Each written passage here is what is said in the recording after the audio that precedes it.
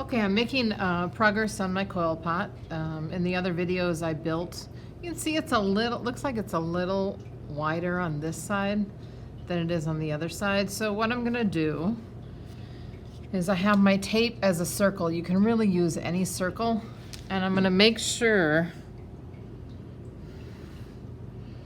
that that circle's right on top. Now this is only if you want it symmetrical, and then I'm going to trace around that circle before I continue.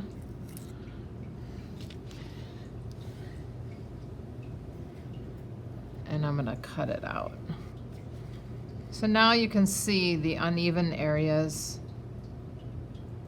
are not so uneven anymore. So now what I'm going to do is I'm going to continue to build on it, and I'm going to go into a little circle here and then go up and out.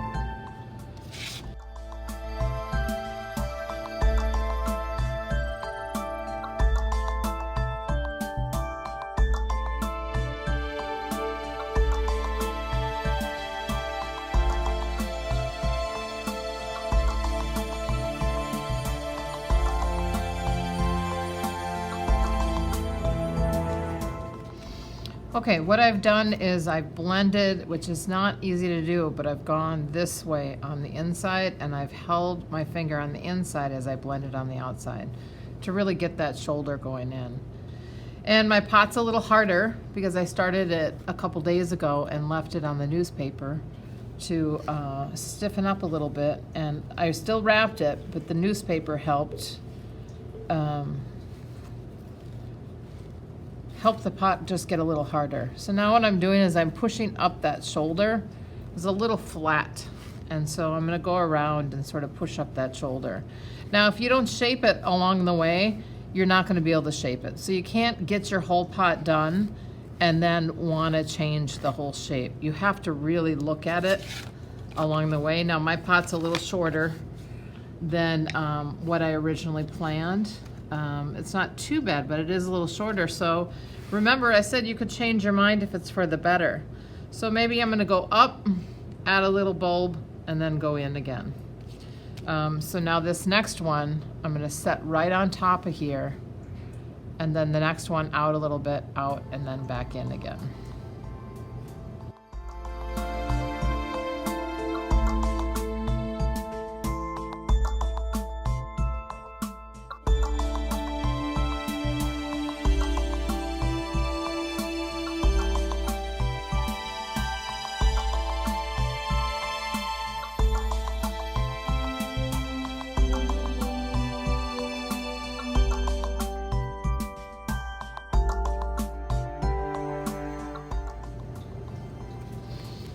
Okay, one thing that's happening is it's a little soft right here. So I'm gonna take a break and not work on this for a little while. But before I do, I'm gonna really take my tongue depressor and kind of push up on it here and go around, trying to really compress. And then I'm also gonna do with this. The strength of your pot is in the compression of the clay, not in the thickness of the clay. So you really need to keep it nice and thin, but make sure that you're compressing those walls.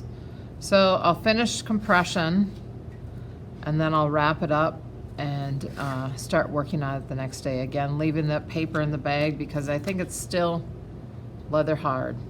So I can still put a thumbprint in it. And then I'll continue to smooth it out. Okay, I've been working on my coil pot, and I still have some more things to do. You know, as if you remember, it was a little short, so I added another top part to it, and that's called the double gourd pot, and it's up to you if you change your original idea or really try to keep it the same. I really want my top even, and it's not very even right now, so you can grab a circle of some kind if you want to. And see if you can find a circle, but even any circle on there will help me see sort of where I need to add my last little bits. So now I'm going to add a little coil on here to make it more even.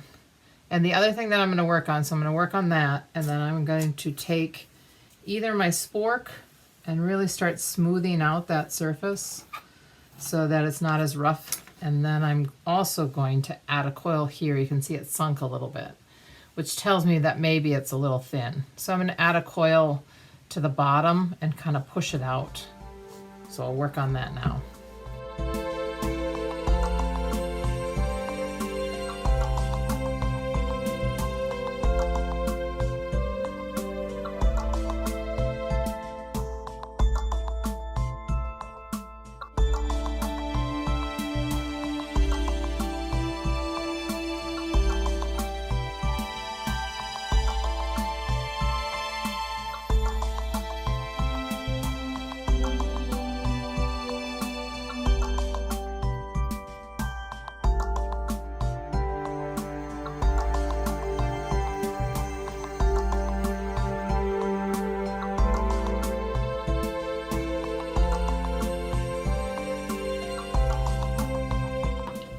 Okay, what I've done some things that I haven't talked about.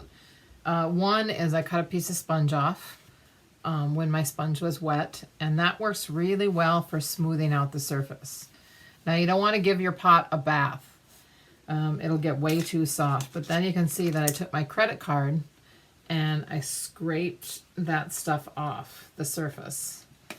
So sometimes when you use a sponge, little particles can kind of rise up, so then I just push them back down in there. And that's a great way for smoothing out the surface. And you can do that on top. And I evened out the top, and then I stuck my sponge in and spun it around so that that top part became rounded with no sharp edges. You know, my pot is really rounded. Yours might be a little different. And I did cheat a little bit because I have a paddle. So you saw me paddle it, but the other thing that you can do is you can roll it on the table. Just keep rolling it around until it's nice and the shape that you want it to be. Then what I did is I did score and slip because the clay's harder now, added a coil, and then took my scoring tool and blended it in, and then used my credit card to smooth it out. So I really worked on the bottom there. And I can still do that a little bit more. I could roll it a little bit more. Mine's not perfectly even, but I'm adding decoration to it. So I do think that rolling it on the table does help. Now, if you have a shape that you can't smooth out with your spork or your sponge, you can cut the credit card. So if I decide I want to get into here a little bit more, I can take a scissors and cut that. And now maybe that's the shape that I can get into there. Or if you have a bottom that flares out and you want to get into a certain spot, you can cut that credit card. Leave one side flat, because when I take my flat credit card and bend it into a curve, it's really nice for going around shoulders, right? The only place it doesn't get into is the neck area. And so I might even cut that little bit off so that I can get into there. And then smooth it out and keep it all leather hard, because our next step is to section it off for our design.